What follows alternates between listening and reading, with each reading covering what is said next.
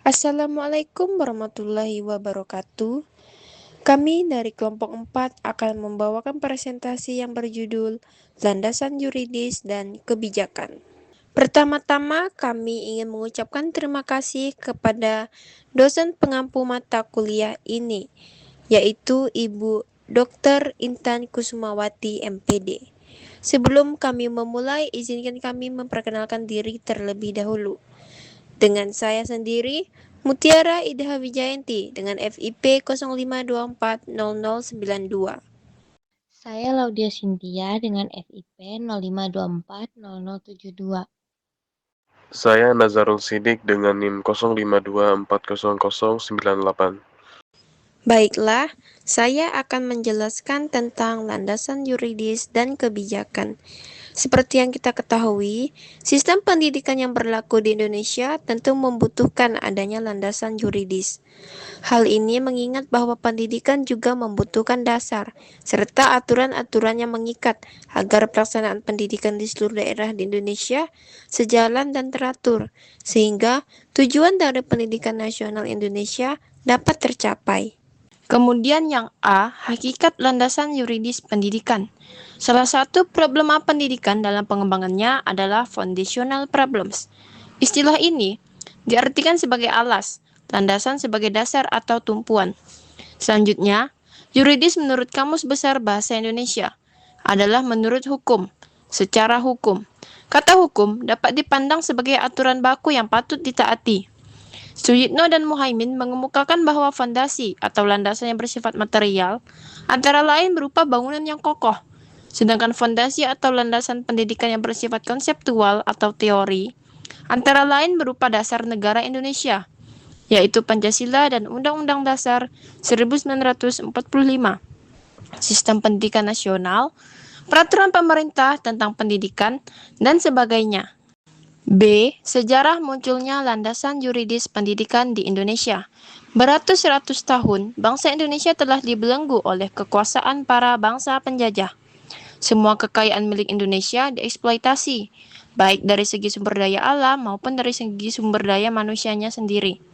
Selama masa penjajahan, bangsa Indonesia hanya menjadi budak-budak yang bekerja untuk bangsa penjajah tanpa ada bayaran sedikit pun. Namun, pada tanggal 17 Agustus 1945, pengorbanan para penentang penjajahan dan pejuang-pejuang bangsa dapat membuahkan hasil yang manis dengan diikrarkan proklamasi. Negara Indonesia resmi telah terbebas dari penjajahan. C. Landasan yuridis penyelenggaraan sistem pendidikan nasional. Visi dan misi pendidikan nasional ada pada Undang-Undang Republik Indonesia Nomor 20 Tahun 2003 tentang Sistem Pendidikan Nasional. Visi pendidikan nasional adalah terwujudnya sistem pendidikan sebagai peranata sosial yang kuat dan berwibawa untuk memberdayakan semua warga negara Indonesia berkembang menjadi manusia yang berkualitas sehingga mampu dan proaktif menjawab tantangan zaman yang selalu berubah. Pendidikan nasional mempunyai misi sebagai berikut. Yang pertama, mengupayakan perluasan dan pemerataan kesempatan memperoleh pendidikan yang bermutu bagi seluruh rakyat Indonesia.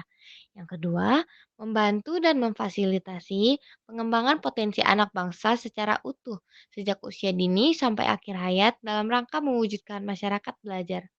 Yang ketiga, meningkatkan kesiapan, masukan, dan kualitas proses pendidik untuk mengoptimalkan pembentukan kepribadian yang bermoral. Yang terakhir, meningkatkan kepolanaian dan skurabilitas lembaga pendidikan sebagai pusat pembudayaan, ilmu pengetahuan, keterampilan, pengalaman, sikap, dan nilai berdasarkan standar nasional dan global. Kemudian ada beberapa ketentuan hukum mengenai pendidikan di Indonesia dapat dijelaskan sebagai berikut. Yang pertama, Pancasila. Yang kedua, Undang-Undang Dasar 1945. Yang ketiga, Undang-Undang Nomor 20 Tahun 2003. Yang keempat, Peraturan Pemerintah. Yang kelima, Peraturan Daerah. Yang keenam, Kebijakan Pendidikan berdasarkan standar nasional pendidikan khususnya pada tingkat sekolah dasar. Baiklah, saya akan menjelaskan poin pertama yaitu Pancasila.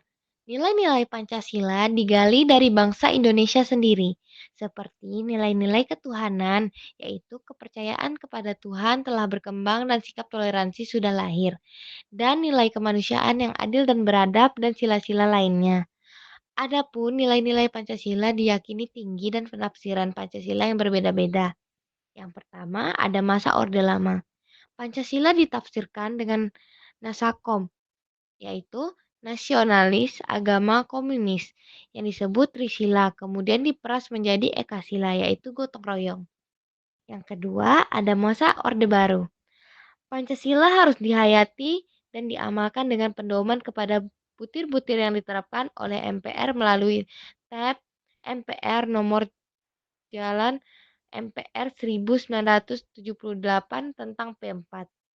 Yang ketiga, ada masa reformasi.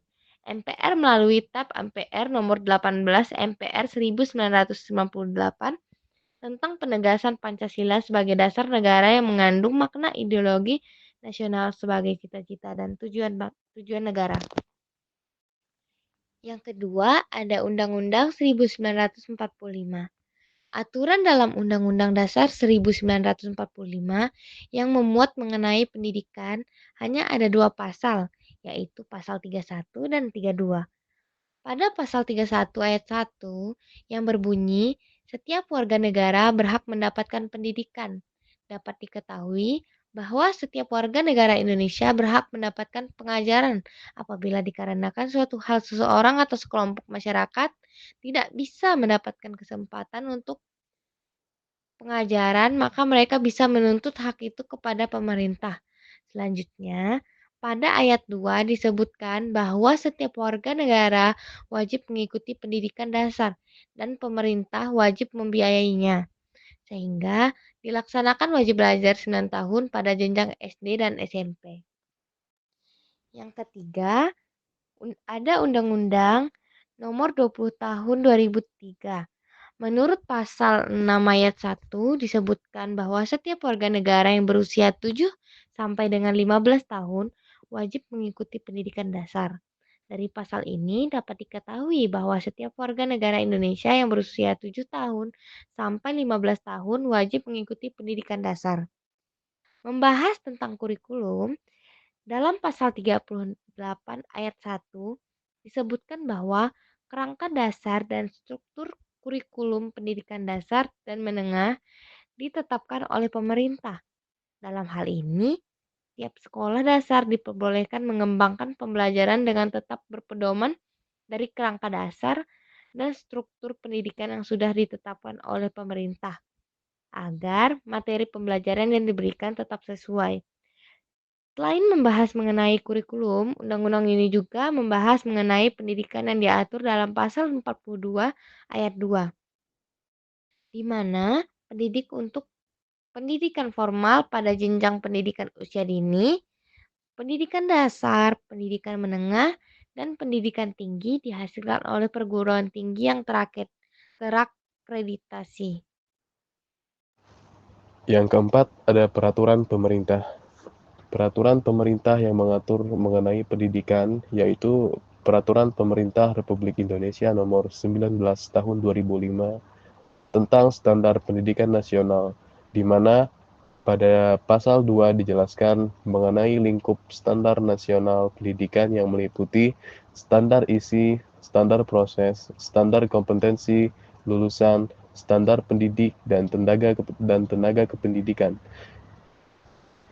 standar sarana dan prasarana, standar pengelolaan, standar pembiayaan, dan standar penilaian pendidikan. Yang kelima ada peraturan daerah. Peraturan daerah yang mengatur tentang pendidikan tentu berbeda-beda antara daerah yang satu dengan daerah yang lainnya. Pada pasal 27 ayat 1, 2, dan 3 dijelaskan bahwa satuan pendidikan dalam penyelenggaraan pendidikan wajib memenuhi standar pendidikan. Standar pendidikan tersebut meliputi standar pendidikan nasional dan standar pendidikan daerah. Standar pendidikan sekurang-kurangnya terdiri atas: yang pertama, standar isi, kedua, standar proses, yang ketiga, standar kompetensi lulusan, Yang keempat, standar pendidik dan tenaga kependidikan. Yang kelima, standar sarana dan prasarana. Keenam, standar pengelolaan. Ketujuh, standar pembiayaan. Dan terakhir, standar penilaian pendidikan.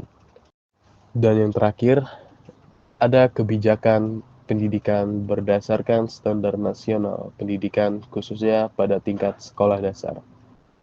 Kebijakan pendidikan berdasarkan standar nasional pendidikan terdiri atas beberapa bagian, meliputi standar isi, standar proses, standar kompetensi lulusan, standar pendidik dan tenaga kependidikan, standar sarana dan prasarana, standar pengelolaan, standar pembiayaan, serta standar penilaian pendidikan. Sekian presentasi dari kami. Wassalamualaikum warahmatullahi wabarakatuh. Terima kasih.